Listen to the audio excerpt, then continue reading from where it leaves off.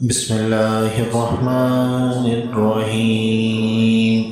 عما يتساءلون عن النبأ العظيم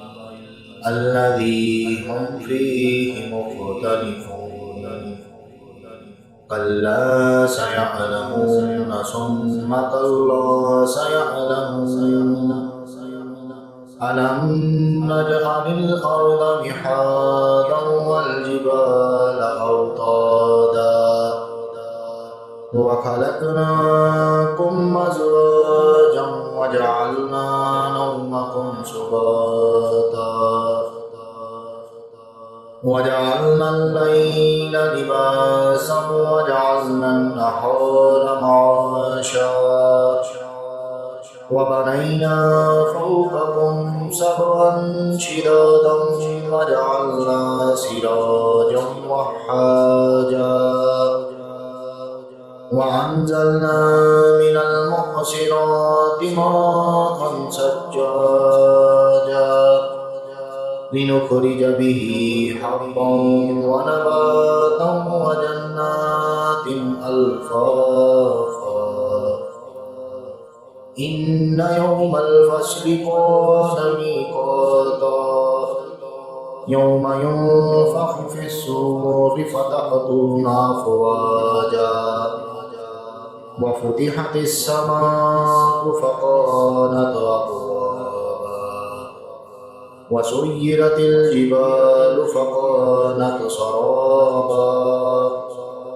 إن جهنم كانت مرصادا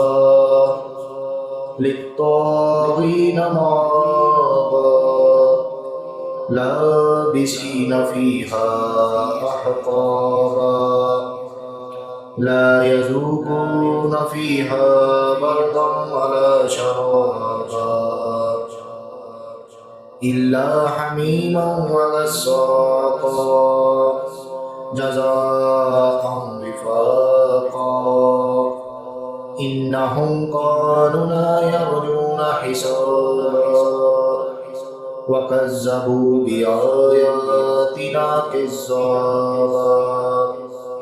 وكل شيء أحصيناه كتابا فذوقوا فلن نزيدكم إلا عذابا إن للمتقين مفازا حدائق وأعنابا وكواعب أترابا وكأسا دهاقا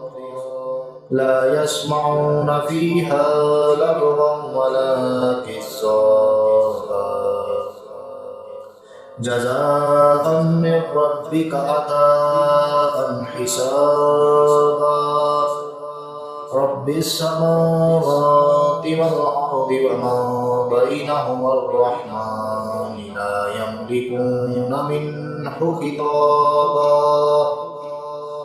يوم يقوم الروح والملائكة صفا لا يتكلمون إلا من أذن له الرحمن وقال صوابا ذلك اليوم الحق فمن شاء اتخذ إلى ربه مآبا إنا أنذرناكم عذابا قريبا يوم ينظر المرء ما قدمت يداه ويقول الكافر يا ليتني كنت ترابا بسم الله الرحمن الرحيم والنازعات غرقا والناشطات نشطا والصابحات سبحا فالصادقات سبقا فالمدبرات أمرا يوم ترجف الراجفة تتبعها الرادفة قلوب يومئذ واجفة أبصارها خاشئة يقولون أئنا لمردودون في الحافرة أإذا كنا عظاما نخرة قالوا تلك إذا كرة خاسرة فإنما هي زجرة واحدة فإذا هم بالصاحرة هل أتاك حديث موسى إذ ناداه ربه بالوادي المقدس طوى اذهب إلى فرعون إنه طغى فقل هل لك إلى أن تزكى وأهديك إلى ربك فتخشى فأراه الآية الكبرى فكذب وعصى ثم أدبر يسعى فحشر فنادى فقال أنا ربكم الأعلى فأخذه الله نكال الآخرة والأولى إن في ذلك لعبرة لمن يخشى أأنتم أشد خلقا أم السماء بناها رفع سمكها فسواها وأغطش ليلها وأخرج ضحاها والأرض بعد ذلك دحاها أخرج منها ماءها ومرعاها والجبال أرساها